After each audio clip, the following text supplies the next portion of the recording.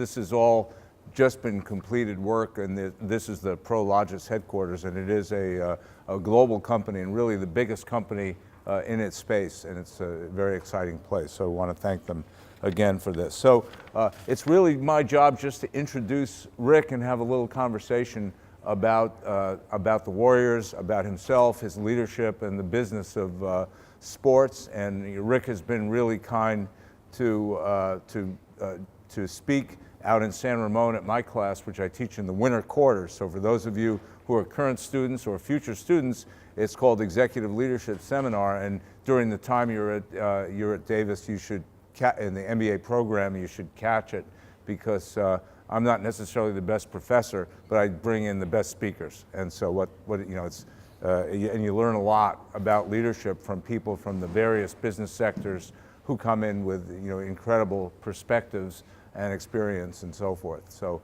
I encourage you to do that. And it is a great program. So for those of you who are considering attending the Graduate School of Management, I've been teaching this, as Jim said, for a while, and the folks who've attended have done very well and look back on the program favorably. So give it your thought and a shot. Today's a rough day in San Francisco. We lost our mayor suddenly, Mayor Ed Lee. So we're all shell-shocked about this, and he's somebody I knew for well over 3 decades and worked with when I was in City Hall as deputy mayor back in the 1990s. I actually ran one of the departments of San Francisco that we oversaw. So he's just been great, and it's a real tough loss for San Francisco and the Bay Area region. So a little bit tough doing this. When I woke up this morning and heard the news, I kind of wondered, would I or Rick kind of have the kind of ability to go do this? For those of you who are from San Francisco, today has been remarkable, because whatever your politics are, however you feel Mayor Lee was performing as a mayor, universally he was viewed as one of the smartest, nicest, kindest individuals you would ever come across.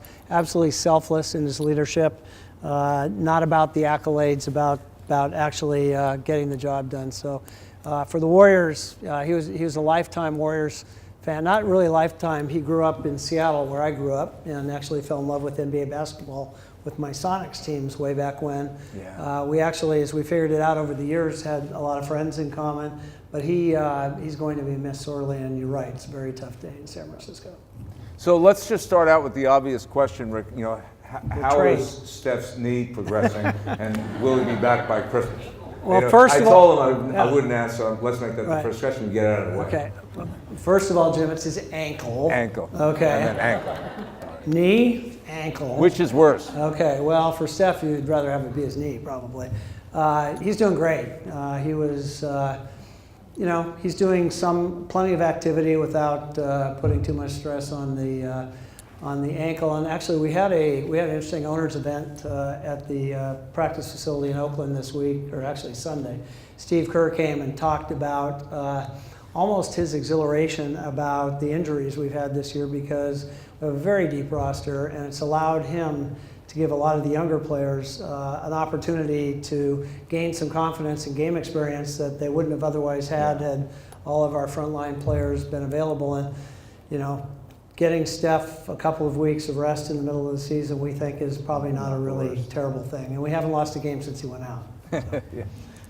So how many of you are kind of sports junkies like me? There's a bunch probably. And so Rick is one of those people who's I don't know whether he's earned it all or lives a charmed life, but he's been in the profession and association with the NBA effectively since his childhood, and has moved up throughout his career, starting with the Supersonics, I think, as a ball boy, and then working his way up to the team, and then into spent almost a generation with the NBA, and spent a lot of time with the Phoenix Suns. And I'll let him tell it, but I thought I would just kind of start out by, give us a little context for your career, and you spend some time on this. I think it's important to the folks. How did you get going in this, and what were some of the key learnings and key things you experienced that propelled you to this incredible success that you've had?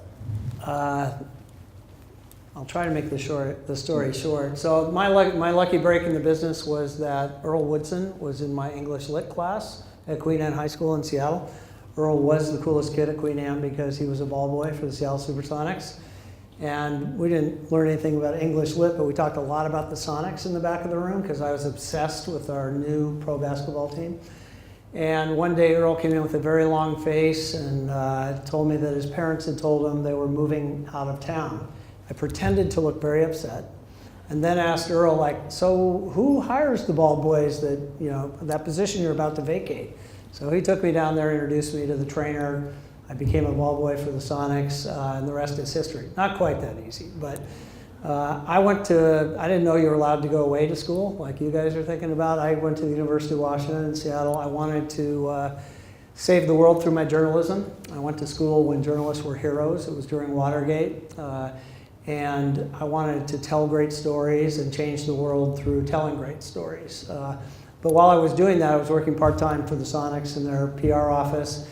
And as luck would have it, we had a little change in management just as I was getting out of college and got offered a full-time job at the Sonics, which was a pretty good gig. I became the PR director, which I thought was my lifetime dream when I was 27. That year, do a little testing of your basketball knowledge. The Sonics started the season, we just fired Bill Russell, 11-time NBA champion, as our coach. Hired his cousin, Bob Hopkins. I think that was his only credential for being our coach. And we started the season with the worst record in the NBA, 5-17. And we fired Bob Hopkins and hired Lenny Wilkins, who had a long history at Seattle. Ended up going to the NBA Finals that year that we started 5-17. Lost to the very incorrectly named Washington Bullets at that time in 7 games, then came back the next season and won the NBA championship. So the 2 years I had that job, we were in the NBA Finals twice and won the NBA championship. That was it, because there were more people sitting on the sofa in the front row here than were in a sports organization in 1979 when that happened. So I went off on an entrepreneurial venture with a partner. Was having time of my life, working with sponsors, sports sponsors in Seattle, doing some broadcasting things, not on air. But then one day I came back from lunch, and you're not old enough to remember, phone messages used to be left on your desk on little pink slips. So I came back, there was a pink phone message on my desk. It was from some lawyer at the NBA. So I called him back. He said, you know, I'm new here. I'm starting a new business operation. We don't really have one here at the league office. And I heard about you. Why don't you come back to New York City and visit with me? Which was like, wow, are you kidding? Do I get to go to New York? Got to spend a night in the Waldorf Astoria Hotel. Walked over to the Olympic Tower the next morning and had an hour meeting that ended up going 4 hours with this young lawyer. Who we really hit it off with. And he told me the story that he was in charge of building a new business operation at the NBA. Long story short, or a little bit shorter, 6 months later, I was the first person hired by the NBA to actually go out and talk to corporate partners about investing money in the NBA. I know it sounds crazy today, but there was nobody doing that at the NBA. That young lawyer was their legal counsel, David Stern. 2 years after I got there, he was elected commissioner of the NBA in 1984 and served in that job for 30 years until he just retired a few years ago. And I worked for him for 17 years. My greatest accomplishment, if you know anything about his reputation, is I actually lived to tell about it after reporting to him for 17 years. Quite a volatile leader and also a genius of a leader. But I always knew I'd get back to a team because I describe it, I love the league office, got to travel the world, got to do all sorts of amazing things. But if you love team sports, there's nothing like that at the NBA because, as you would imagine, it's very corporate. Somebody wins the championship every year. You have an all-star game. It's very, I describe it as kind of like this. When you're with a team, your life's like this because your business and your emotional well-being is really tied to the fortunes of a single team. Now, if you like that, like I do, there's nothing that is like that at the league office. But I would say for your sanity, you might want to consider the league office if you're looking for a job. It's much more normal corporate existence. So I eventually went back to the Phoenix Suns. I was the team president there for 9 years. We were terrible when we got there. The team, although historically was very successful and popular in the market, was really on hard times. Shortly after I got there, we signed a free agent by the name of Steve Nash. We went from 29 wins in the season before that to 62 wins out of 82 games the next year, which is the biggest change, turnaround in number of wins and still in NBA history, and went on to have a great 5-year run. But the best job I've ever had is the one I have now, president of the Warriors, because if you were in our industry the last 20 years, you've looked at this franchise and said, oh my God, like if you could ever get this team in the right ownership and management hands, the sky's the limit, because it has every success factor you would ever look for in a professional sports franchise. Tremendous fan support, despite the fact a crappy product on the court for almost 20 years, with a couple of one-year exceptions. We're in the thought leadership capital of the world, an economy that is spectacular, and great affinity towards sports. So, it was all there. But when I interviewed with Joe Lacob and Peter Guber, they added one thing to the mix that I wasn't aware of, and that's we really would like to buy this team and figure out a way to move it back to San Francisco, where the Warriors originally played before they moved to Oakland. And for somebody who's been in the business their whole lives, to have somebody say you may have the opportunity to take everything you've ever learned about your business and create something in a physical form that'll be the best expression ever of your industry, and something that's going to live for decades, and something that will actually change the social fiber of a city as important as San Francisco, where do I sign? And it's been a pretty good run. We were kidding earlier, what's your advice on having this kind of success with an NBA team? And my advice would be, if you're going to buy an NBA team, always buy one that already has Stephen Curry on the roster. So I will tell you have a major head start on success. Now, a lot of things have happened since then, 2 championships. Hopefully we'll be competing for one this year, but I'm one of the most blessed people you'll ever meet. Getting to go to work every day was something I absolutely love to do, and see the impact it has on communities when sports teams do it the right way. When will the arena open? So just a mile that way on the Embarcadero, if you want to go take a look. In the summer of 2019, we had a spectacular press conference a little closer here on Piers 3032 5.5 years ago, where we announced we're accepting Mayor Lee's invitation to come back to San Francisco and build a new arena on Piers 3032.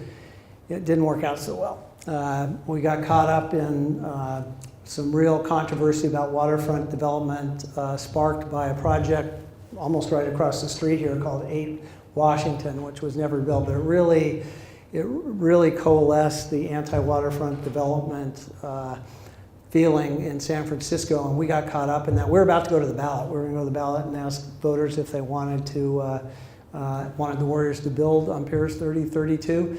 And some bolt of lightning came out of the sky, and Mark Benioff, the CEO of Salesforce, called Joe Lacob, the primary owner of the Warriors, and said, I got another idea. I've got these 11 acres, 4 square blocks in Mission Bay, that I'm about to put a shovel in the ground to build the Salesforce corporate campus. And I've decided it's too small. So if you're willing to really overpay for the land, he didn't say that in the call, but that's how it worked out. Pay all my architectural fees up until now. I won't talk to anybody else, and I'll sell the Warriors the land. And it got us off public land. The port owned the piers, onto private property, very expensive private property.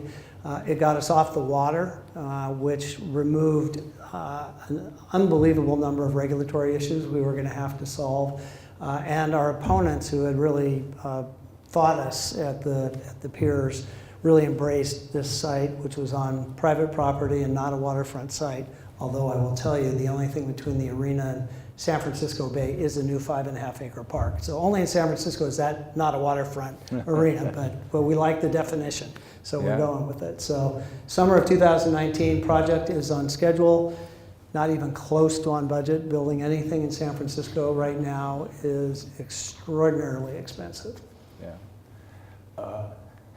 Yeah, you know, the law's the law. That's not the waterfront. So that really afforded you the opportunity to do this. And I think even though it's expensive, you've moved quickly from you know, the point where you announced the purchase of the land to, you know, actually getting the entitlement to do it and then moving into construction. It's amazing to see the progress in a modest period of time. Talk a little bit about the NBA and the business of the NBA and basketball, and perhaps contrast it with other sports. You know, what are some of the trends there, and what's happening in the game that make it? What can we expect in the future from the NBA and basketball? This will be a very unbiased take on the situation, I assure you. I think the NBA's never been in better shape than it is right now. Somebody read a story, I think in the LA Times last week, calling us the second golden era of the NBA, and it's coming at a time where some of the other sports are facing some real obstacles in growth. The NBA, all the leagues look alike. We're all constructed very differently. The NBA seems to be engineered today for a much younger audience than is currently consuming professional football or baseball. And it also seems to resonate with that audience in a different way. I mean, if you take a look at any of the social media metrics, it's absolutely extraordinary, the activity of NBA players, teams, the league on social media compared to especially baseball and football. And I think, you know, we have a game that is designed for today, fast-paced, 2 hours and 10 minutes. Stars that resonate, that are not behind helmets or out in center field. You see their faces, you know who they are, they develop their own persona. There's only 5 players on each team on the court at any one time, and a single player can really have a tremendous outcome on the game, which is difficult to do in some of the other sports. Long term, the reason I'm so bullish on the NBA really revolves around the international opportunities. We have a game that we lucked into that is one of only 2 sports played every country in the world. Americans still don't understand soccer, what the rest of the world calls football. They really don't understand that there is nothing that is even close to soccer. Basketball is number 2 as a world sport. But the good news is there's nothing in between. And basketball is played in every country in the world. And I would argue that our model in some ways is better than soccer's model, because if you're a kid growing up in Buenos Aires, you want to play for your club team and on soccer team in Buenos Aires and someday represent Argentina in the World Cup. If you're a kid growing up in Germany today and love basketball, there's only one world league where every great player in the world wants to play. And I don't think anyone in the foreseeable future will ever be able to design an economically competitive place for players to play. That's a tremendous model for then exporting your sport product around the world, because we've seen as television technology develops, I mean, we are this far away from anybody in the world being able to watch any NBA game live on their device, right? Yeah. And that opportunity, think about our industry. We have no additional cost of production for that additional distribution, right? It's all electronic. We don't have to make more. We already have made the game. So the more places we can distribute and gain revenue from that game, the better. And that further promotes the sport. I was just talking to a gentleman here. We just opened what we're calling academy to teach and identify elite players in India. We're doing that. We've done that in several markets in Africa. We're doing that around the world to try to identify. We're doing it in China in a big way. The NBA has, at this point, over 200 employees in China. Jim, you've been with us we've taken the Warriors to China. It's an amazing experience. We just took the team there for a second time this preseason in Shanghai and Shenzhen. And to see where the sport is today in China is just extraordinary. It's by far easily our second most lucrative market outside of the United States right now. American football, for whatever reason, and they've tried hard, is not resonating the same way. Baseball has pockets of opportunity in Asia and in South America, Latin America, but good luck constructing baseball facilities in a market in Europe. Like there's no place to put baseball fields in Europe. It's not going to happen. So go long on soccer and basketball. I think they're the two things, especially with some of the health and other issues that the other sports are facing, that I think have nothing but tremendous opportunity ahead. What's it like now being the front runner and having won 2 championships and gone to the wire in the third and have everybody kind of shooting at you? It's not as it's fun, obviously, every game, but there's 29 other teams that are really pissed off. It's really, it's really quite amazing, because we've gone from being the lovable Warriors when we were winning games when we weren't supposed to the unfair competition between a team stacked with all-stars. And is that really good or bad for a league to have a super team? We'll see where this all goes. We do have a great young roster of players, but it is a very different dynamic.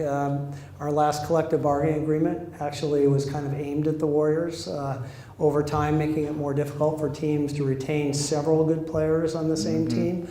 That's a competitive issue that all the teams agreed upon. And so it's going to be hard and expensive to keep this together, but I think our ownership has shown that if there's if there's an opportunity for a championship out there, we're going to spend what we need to spend to go for it. One of the things we talk about in my leadership class and others is applying one's own personal values as well as history to leadership, and making the most out of one's own situation. You certainly had a unique situation, which was your situation until it became public. And talk about your background, because I think people will want to know. Yeah. So when I finally decided that what I really wanted to do in professional sports was be on the management side and be in it, there was something I was struggling with really most of my adult life was I was gay, right? And men's professional sports has not been the most welcoming atmosphere historically. And I was very unsure how it would affect my ability to have a great career. And finally, I guess I reached a point, 2010, where I had decided, I've accomplished a lot. I think now might be the opportunity, just so I could bring the people that I work with every day closer into my life and have a different relationship with them than I had chosen to have up until that time. And I didn't quite know how to do it. I didn't know whether it was a big story or a little story. I have a really good friend named Dan Cloris in New York City who runs a big New York PR firm, and I was going to be in New York and asked him to have dinner. It's going to be a great scene in the movie because it was on the Upper East Side, snowing. We're in a restaurant. It's going to look great. And Dan and I were sitting there at dinner. I said, Dan, here's the deal. You got to help me here. You know media better than I do. Is this, I can take care of this. I can just talk to the people I know and the people I've worked with, and I'll be happy with that. But is there something more that could be accomplished here in doing this in a much more public way? And he calls me Ricky. Ricky, he says, if you want to do this, he says, number one, I want to help you. And number two, I think it's page A1 New York Times. And that was kind of my oh shit moment, right? So really, okay. So, in short order, Dan introduced me to an amazing Pulitzer Prize winning writer for the New York Times named also Dan. And he came out to Phoenix where I was working and spent 4 or 5 days. If you do your job really well in my industry, you don't know my name, right? So if I'm doing my job right, people are focused on Kevin Durant, Steph Curry, and the coaching staff, and that's who's out front and center, not the people, not the guys in the suits. And I'd done my job pretty well, so nobody really knew who I was. But I knew a lot of really famous people. And so we crafted a strategy where we would really ask, some of the people that I'd interacted with in my professional life to tell my story. And so I set off on quite an odyssey to meet with people like then MBA Commissioner David Stern and say, don't know if you know this, but I'm gay, and there's this writer who would like to write a story about this in the New York Times. Would you talk to him? And I did that with David, did that with Bill Russell, I did that with Steve Nash, I did that with Val Ackerman, who was president of the WNBA, and a few other people, and to a person, they were amazing. And you know, in March of 2011, just as predicted, you know, there was a front page story, beautiful story. I was incredibly blessed to have Dan Barry write the story he wrote, but you know, there was no turning back at that point, and the reaction has been spectacular. My life's better. Our industry has been extraordinary. Our players are great. It's almost surreal to me how good the experience has been. I really expected a 5% negative, and I don't think I found the 5% negative yet. And we still have a long way to go in men's professional sports, but at least it was an opportunity for dialogue. And for me, there was nobody in my life doing what I was doing who had gone through that experience that I could look to and say, well, that turned out okay, right? That was the fear. So, you know, if I could be that person for one young person who really has a passion for sports and wants to do that, and they start to believe they could do it because of who they are instead of in spite of who they are, it was all worth it. It's an incredible story, and the effect that it's had on professional sports is just phenomenal. So, yeah, I always want to congratulate you for having the courage and the foresight to do that and take that step. It affects so many people's lives positively. Thank you. You know, what about on leadership? And I think after this we'll open it up to a few questions. You know, these are folks who are studying or considering graduate study. What advice would you have for the folks here about leadership, and you know, what rules to follow as they sort of pursue their career and their dreams? Probably another hour, but you know, one thing you learn about yourself over the course of a career is what situations you're attracted to and where you can have an effect. And I think as I look back, I've always been attracted to what I consider to be very high potential situations that were terribly underperforming. That to me was a lot more fun than going to something super successful and trying to make it super, super successful. So the time I got to the NBA, you guys are so much too young to even know. I mean, it was a league that there was really questions about whether it would survive. Teams were more talk about teams going out of business than expanding. It was the first league really tainted with mostly unfounded accusations of drug use by players. It was a mess, and we weren't performing on television. But I'd been in Seattle where we won a championship and seen what the NBA could be, so I was incredibly attracted to that as an opportunity. That worked out pretty well. You know, when I got to the Phoenix Suns, again, it was a very well-regarded franchise that had fallen on very hard times economically and competitively. But again, I knew the ingredients were there to make it successful. Same with the Warriors. I mean, I knew that everything was there if it could be organized and managed the right way. You know, for me, and I take the Warriors example, you know, we had a culture that losing was okay. People came to work every day expecting to lose. Everybody got a raise, everybody got a nice summer vacation, came back next year and do it all over again. It's pretty good. It's okay. It's just not really what we're designed to do in sports. So I think it was my first day in the office, brought everybody together in a room like this and just said, look, here's what is going to happen. We have the chance to be one of the most highly regarded franchises in professional sports if we do this the right way, and if we believe we can actually do it. So, you know, this is a short version. If you really don't think, from your experience here, that that's something that can be accomplished, probably a good time for us to have a conversation about treating you really well on the way out. If you really buy into that, let's go. And if you can believe that we can get to where we're going, and then listen, you got to have some small wins, right? You got to start to have people start to believe that your story is true. So you got to have small wins. We had Mark Jackson as coach of our basketball team.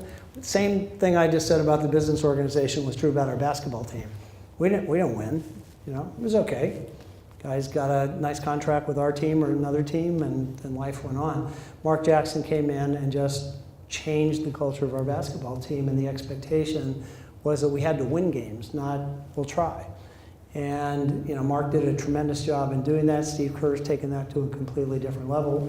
So what I tried to do on the business side is just create the promise of what could be and make people believe there's a path to get there. And then help them along the way get the wins that make that less of a dream and more of a reality.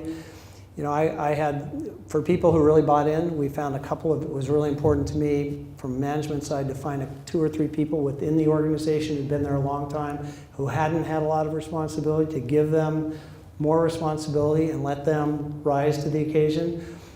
But then I had to supplement that, or added to that, were really the ability to recruit some of the best in some of the business areas. Mm-hmm. And that combination is really all still with us today. We really haven't, in the last 5 years, lost a significant senior executive, because we really have a team now on the business side as well as the basketball side that's working together. But I'm more of a we can do it guys kind of leader, and attention to detail, and caring about everything that's happening and making sure people understand I notice and I care, and a lot can get accomplished. Excellent, and you created a very diverse leadership team as well, which is I think something to really be proud of. Okay, let's turn it over. We have a little time for questions, so this gentleman, shout him out. I'd like to ask you about esports. I know that you guys got involved in that. I see a bit of overlap. What you talked about with MBA and esports. You said here's soccer right here and basketball right here. I don't know if maybe esports in between it. So if you could tell us a little bit more, because I've been seeing quite a few articles. I know y'all have a team, Kings up in Sacramento. So question was about esports, which boy, it's the Wild West right now. A lot more unknown than known, but we want to be literally in the game. So on one track, the NBA is starting its own league this coming year that's based on our video game NBA 2K. It's different than the game because it wouldn't be fair if the Warriors could be the Warriors, because we'd win. So you're really playing with avatars that you create within the framework of the NBA 2K game. And we're one of 17 NBA teams that's going to compete in that. The much bigger undertaking is we were just awarded a franchise in Riot's League of Legends, which will be one of the 10 teams competing in the North American League for League of Legends. And it's a substantial investment. I'm meeting our team tomorrow. They're all going to be in San Francisco tomorrow, so if you watch the news, you'll hopefully see these amazing 20-year-olds who are going to rule our world in short order. And here we go. And we're going to find out. We think building our own facility at Chase Center has some real opportunities in long term. Right now, part of the model is not really ticket sales, at least for the teams. We think it could be. We think it could be regionalized. Right now, all our teams are living in Los Angeles for League of Legends, and we think over time maybe that'll change. We think maybe there's some other competitions that we'll be able to get involved with. But if you look at where the smart money's going in sports right now, you really see a lot flowing to esports. It's going to teach us a few things, which we would never focus on is the future of television distribution, right? The future of our actual game distribution. Don't know if you've noticed, but ESPN's lost 10 million subscribers over the last 2 years. And whether or not television is the way that most people will be consuming their sports products in the future, I would say is pretty unlikely. It's not going away tomorrow, and it'll probably be there for a long time. But other forms of television distribution, other forms of game distribution are going to become really important. So, being involved with Twitch, gives us a lot of insight into the possibilities of streaming. Now, it's easy to get the game there, the NBA game there too. Problem is recreating the economics that the current television model has created, and how to take the new technologies and make them work from an economic perspective for the team. So I'm actually really interested in those learnings as it will relate to our core business, the Warriors, and our new business, which is actually the music and concert business that that will be the predominant number of dates in Chase Center, which we think, we think the music industry is really at a point in time in everything from ticket sales to media distribution that it could really go through a transformation in the next few years. And I think the learnings from how esports will or will not succeed is really going to be valuable in all those other ventures too. Please. Can you talk about the sources? Nice outfit. Well chosen. Can you talk about the sources of revenue in Rakuten?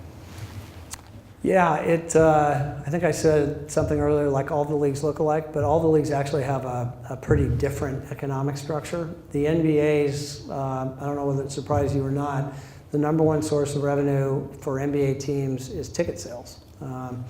We do not share ticket sales with the other teams, so every ticket that the Warriors sell, the Warriors keep. It's not like NFL or something that the home team and road team share the gate. So home ticket sales become very important. Also very unlike the NFL. The NFL is very top driven, right? So every game is on national television. So every team is an equal partner in national television agreements. There's a few minor preseason opportunities available for local teams on television. Only about 15% of NBA games are on national television distribution. We have 82 games each, right? So we share that national revenue 30 equal ways, even though the Warriors are on a lot more than the Charlotte Hornets. We get equal shares of that. But then your local television market becomes incredibly important. And that's part of our economic problem. So the Los Angeles Lakers are going to get, through an amazing deal, going to get over $100 million a year this year in just their local, non-national television rights, where the average team in the NBA is getting 30, and there are teams in the NBA getting significantly less than that. But so television, the combination of national and local, is the second biggest. And then really the third big bucket, the rest is rounding error. Third big bucket is sponsorship. And we're looking for ways to increase those opportunities. You may have noticed that NBA teams are the first major league this year to go with putting, we call it a badge on the jersey for a corporate advertiser, something that Europe's been scratching their head looking at us going like, what's wrong with you guys for the last 30 years? But we're doing it for the first time this year. The hope was we'd draw some new investment to the NBA and ideally draw some international investment. The Warriors have been the greatest example of that because we've made the most lucrative deal with a Japanese company called Rakuten. I was in Tokyo 5 days last week just to visit with Rakuten, but it's a company that's never shown any interest in the NBA. We now have a league-wide $250 million television agreement in Japan with Rakuten. I got to watch our Warriors game sitting in their offices, streaming live from somewhere last week. So, those are really it. Merchandising is always looked at as, that must be huge, that jacket you're wearing. It's more promotional than it is a revenue source. And the rest is going to, our teams are going to start doing what we're doing. So the majority of our 11 acres there is, only half of it's an arena. We're building 2 office buildings on that site. We're building 100,000 square feet of mostly restaurant retail.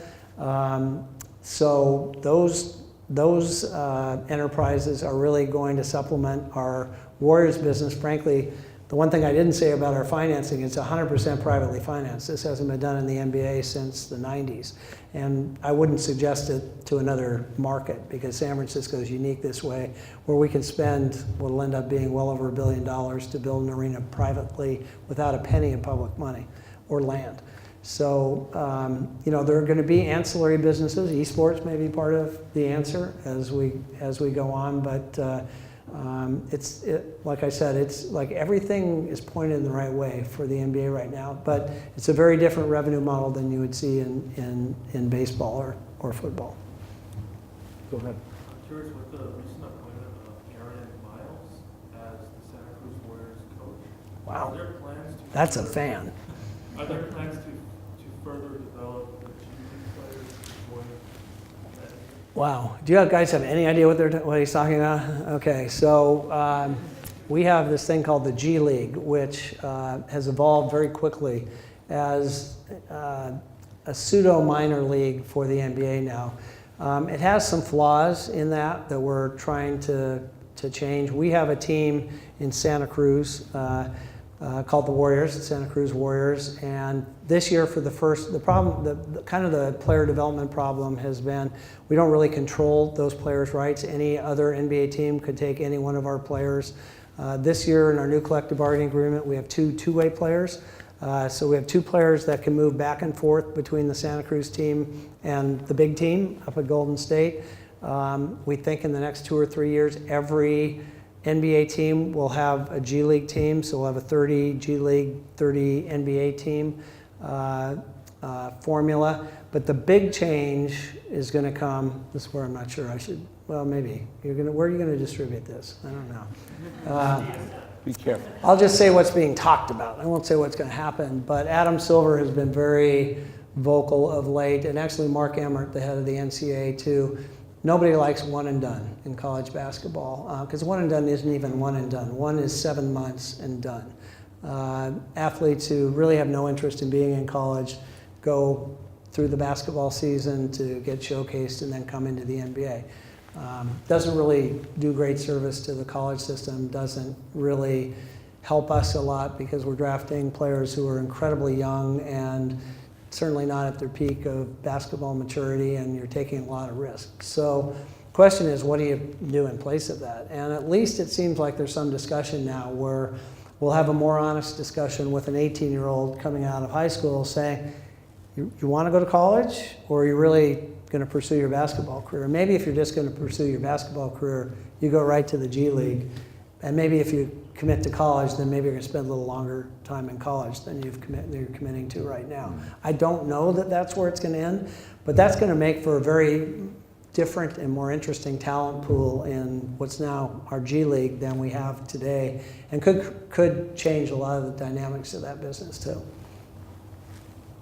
Go ahead.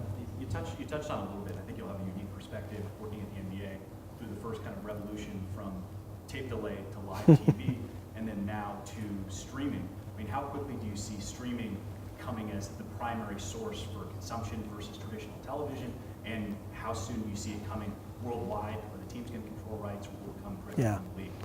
Well, having worked in the league for 17 years, the only thing I can assure you is the teams will not control the rights in the NBA. It's very different than the world soccer model, right? So in many ways, the biggest teams in soccer, actually Rakuten, our sponsor, their other team is FC Barcelona, obviously one of the most famous teams in the world.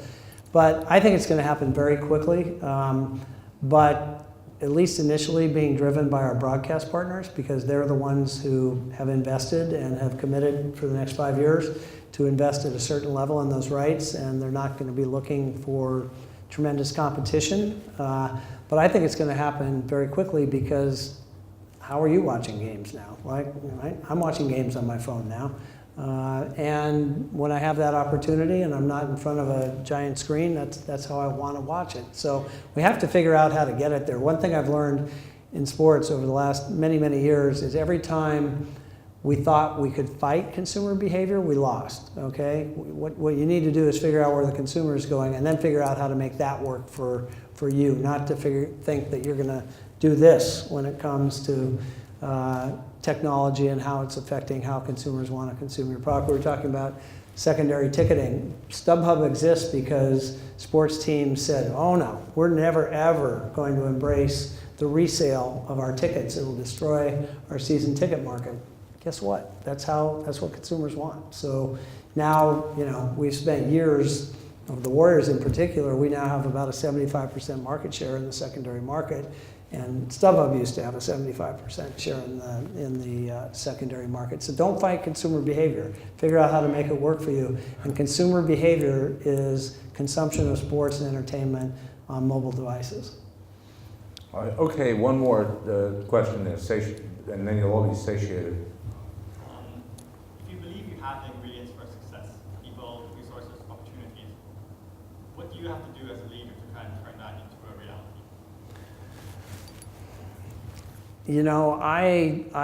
We have a very interesting business where it's impossible to break it into independent parts that can function well absent a connection between every other part, right? So it's more creating the culture and philosophy where, in our business, where people embrace cooperation, embrace the opportunity to collaborate in trying to achieve like goals that are very clearly articulated at the organizational level. That everybody in the organization understands how what they do that day affects the success of the organization. And you know, again, in my most important job in my particular industry, this wouldn't be true in everything, is having the right people in place who embrace that kind of collaboration on a day-to-day basis and understand how it's driving the collective business in a way that it just can't be done if I don't talk to 4 other departments today.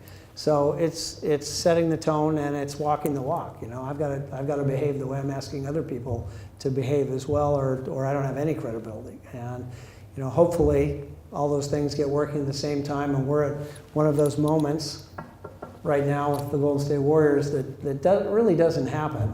And I worry about that because we have a lot of people in our organization who have known nothing but the last 4 years of the Warriors. It's like, you know, here's what you guys can fix for me if I'm going to leave this as your assignment tonight. So in the business you're in or the business that you're going to go into, my guess is you're going to be really successful and you're going to win a lot more than you lose, right? That's how you're going to be successful. We have a fundamental flaw in our industry is that it's pretty much a statistical certainty that half the teams are going to lose every night. It's a very bad formula. So if you can figure out a way that like 70% of the teams would win every night, we'd have a great industry. But I haven't been smart enough to figure out how to do that. So. I hope you'll join me in thanking Rick Welts for coming tonight. Thanks, Jim. This is actually, this is the guy who's taught me everything I've ever learned about public policy. So listen when he talks. Well, when he described his leadership style, it was a very good question to close on. And the idea that cooperation and collaboration and communication are core to a culture. How many of your organizations that you presently work for would you characterize being like that? Some of you, I'm sure. But usually when I ask this question in my class, it's not most. And that is where you have a room to move. So as you move up into leadership, remember what Rick said, because it's not easy.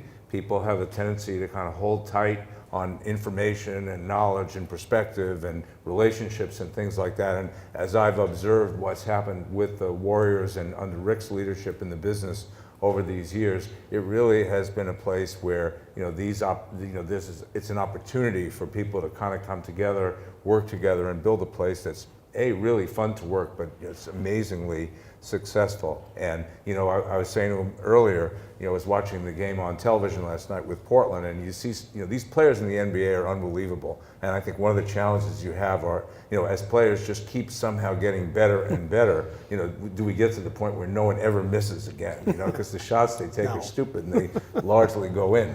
But you look at these players on Portland; they're quite good. But they're, if they were playing on the Warriors, they'd be better and they'd be champions. And you've created this kind of organization where that is the expectation, and it's also the possibility. So again, please join me in thanking Rick, and go Warriors. Thank you. Let's take another one.